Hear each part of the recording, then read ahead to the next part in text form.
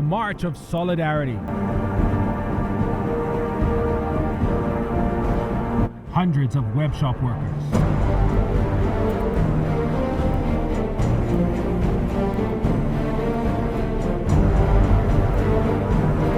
owners. It feels like today is actually January 28th. The people have spoken. It's time. And supporters take over Bay Street.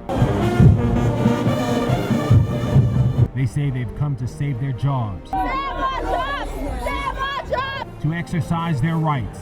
We all have a choice in this country. And to make a point. Well, we're talking that there's some 3,000 people in this business, but I think the day demonstrates that it's much more than 3,000 to be a fact. Full coverage of today's march coming up. The Bahamas Tonight starts now. Now in HD.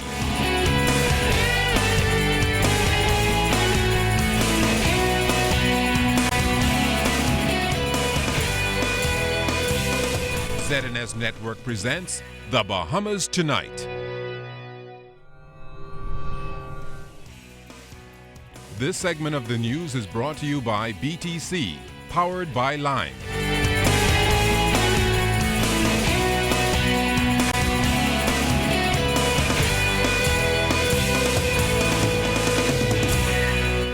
Good evening, everyone. I'm Kendino Knowles. I'm Keishla Adderley. Thanks for joining us. Topping the news tonight, Numbers operators closed their businesses this morning as they led employees on a march on Parliament, demonstrating their democratic rights and highlighting just how many jobs hang in the balance ahead of Monday's gaming referendum. It may have been the final big event before the poll and the most public expression by Numbers bosses who are looking to make the transition from underground illegal operations to fully regulated enterprises.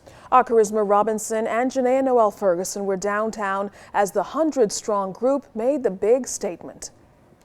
Cashiers, security workers, managers, and all of the other people who make up the Numbers industry here in New Providence marched on to Bay to put a face to the 3,000 figure that many claim the Numbers industry currently employs. Businessman Craig Flowers of the FML group of companies, Sebas Bastian of Island Look, Devon Jones of Woodfall, and Pete DeVoe of Island Game walked in a united effort for what they called the fight of their lives. These are real workers. These are not supporters. And this is going to hit home. You never know the importance of a job until you don't have one. We have jobs. We work just as hard as you do. Our rent is paid. Our lights are on. Who is going to employ us? That's a question Prime Minister Perry Christie and his government will have to answer if Bahamians vote no. What does the government do with that reality? One thing I do know, on the 29th of January, on the 30th, the government of the Bahamas will have to be rolling up its sleeves, either working to implement and regularize what exists, or then designing, I think, strategies to be able to see how we are able to eliminate it or minimize it. Now, members of the Vote No campaign could not be seen today, but Craig Flowers believes that their fight is just as important to this country's democracy. We are not going to entertain for 1 minute because someone votes no that they seem to be distanced or alienated from us. That's not what we are about. We're about, at the end of the day, after the 28th, unite ourselves, collectively get together, whether it be yes or no.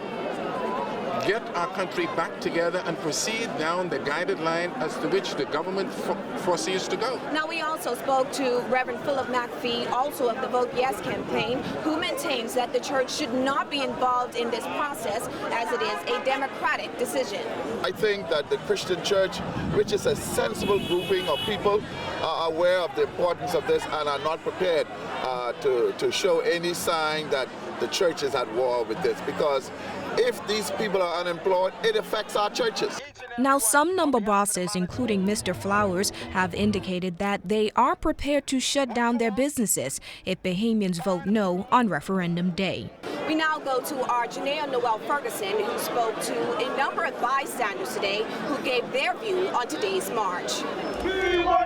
Thanks, Charisma. These Vote Yes supporters have gathered outside in Parliament Square. You can hear them chanting, they want the PM and they want him now. They say they've gathered here to put a name to the many faces that the numbers industry employ. It might have looked like a Junkanoo parade, but that was far from the case. Police patrolled the peaceful march that began at the Southern Recreation Grounds, ending on busy Bay Street shouting, "Oh, yeah!" The scores of employees were joined by many other bystanders who gave their reasons for wanting to vote yes. When these people are out of a job, are you all going to find jobs for them? Is it yes or no? Okay? The people have to pay their tithes and offering. Okay? Where they can get the money from if they don't work. Okay? You want them to go thieving? I don't think so. It's important that we vote yes. It's a boost to the economy, employment, etc. And that means I'll have a job. And 10,000 other people and more, as you can see, have a job. It's not a political thing. It's a Bahamian thing. Numbers, gambling been going on for 100 years in this country. Vote yes! A lot of people get it twisted and think if they vote yes, the payout going to be lower. And nothing going to happen. My 4 grandchildren that are athletes, instead of us having to go and look for sponsorships, government regulates the national lottery to be able to help them on their trips when they go off to travel to compete in their sporting events. Even tourists joined in on the march. They also weighed on the controversial issue and said that if they had their say in the matter, they would vote yes as well. If they're adults, they should be able to gamble where anyone can gamble, where tourists can gamble. I understand not being able to gamble in the casino where you work. I understand that. But you should have just as much right as we have. And although they were not dressed in T-shirts or holding placards during the parade, there were those out on Bay Street today holding firm to a no vote. I'm a man of God. I ain't going against God's will. I experienced gambling when I was a youngster, a little boy. My mother used to go to Hobby Horse racetrack. And when she come home, she's broke. Had no food to eat. If this is not legal, why haven't they confiscated the monies that these people was making all this time doing this illegal thing? Bahamians, if you all don't stand for something, you all will fall for anything. And if you're trying to estimate the numbers, police say that less than 1,000 persons were in Parliament Square. We're looking at about 300 to 400 persons present this morning. Yes. No, not at all. Janaea Noel Ferguson, ZNS Network News. Meantime, members that is of the Save Our Bahamas Vote No campaign expressed outrage, calling today's march a blatant disrespect for the country's laws. And now the group is calling on the Commissioner of Police to enforce the law. Andrew Knowles joins us now with more. Andrew, you've obviously been following this. Tell us a little bit more about the Vote No campaign's push. Well, Candino, those pastors who strongly oppose the legalization of web shop gambling say that web shop owners flaunting their illegal practice in front of Parliament today only further supports their view that the country is in a crisis. Members of the Save Our Bahamas campaign say the irony is that the group boldly took their protest to the cradle of law and order. The world is watching the man of our bearing, and it's interesting to them as they look on the blatant lawlessness. What we saw today was a mockery of democracy.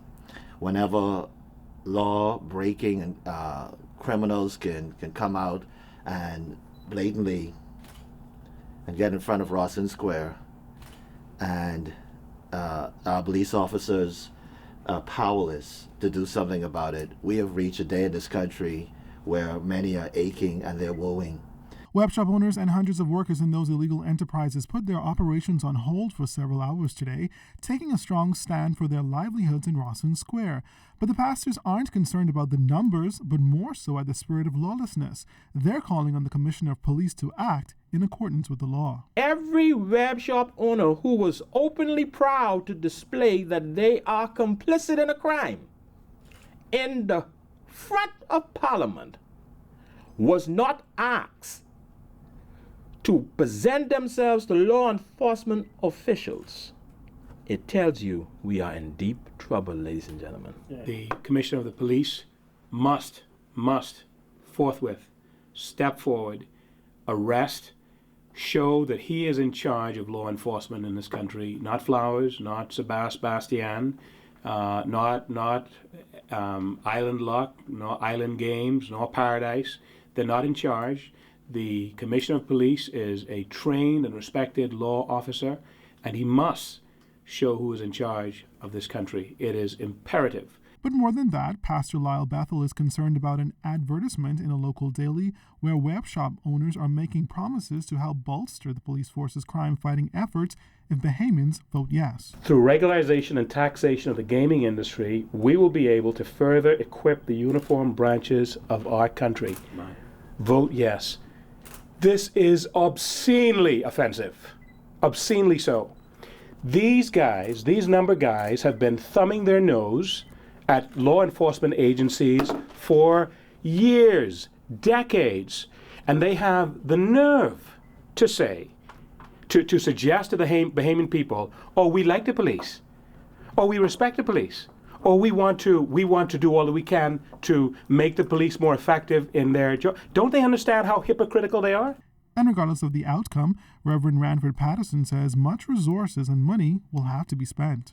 We talk about the money that's going to come in, but no one talks about the money that's going to go out. That's right. Because everything is going to have to increase.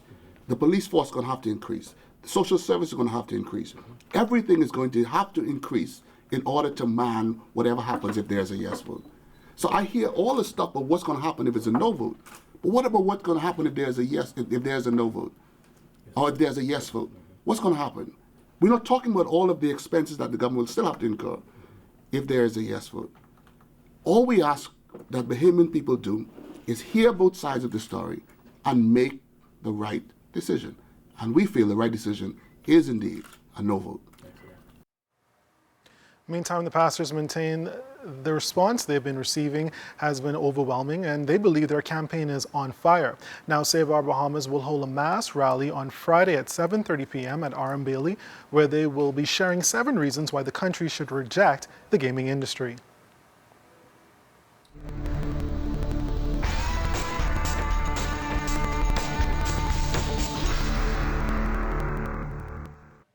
In our first look at whether there is a chill in the air. How long will it last? We'll tell you later. But outside of our studios, we have a temperature of 70 degrees under mostly cloudy skies, relative humidity 57%, winds out of the northeast at 10 knots, and your barometric pressure 1,022.8 millibars. That translates to 30.20 inches, and it is rising. But do stay tuned. We still have temperatures around the family violence, travel, and boating weather, all still to come.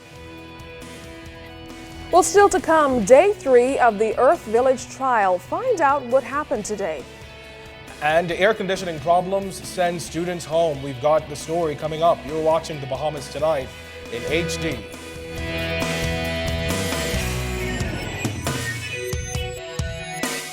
This portion of the news was brought to you by McDonald's. McDonald's, I'm loving it.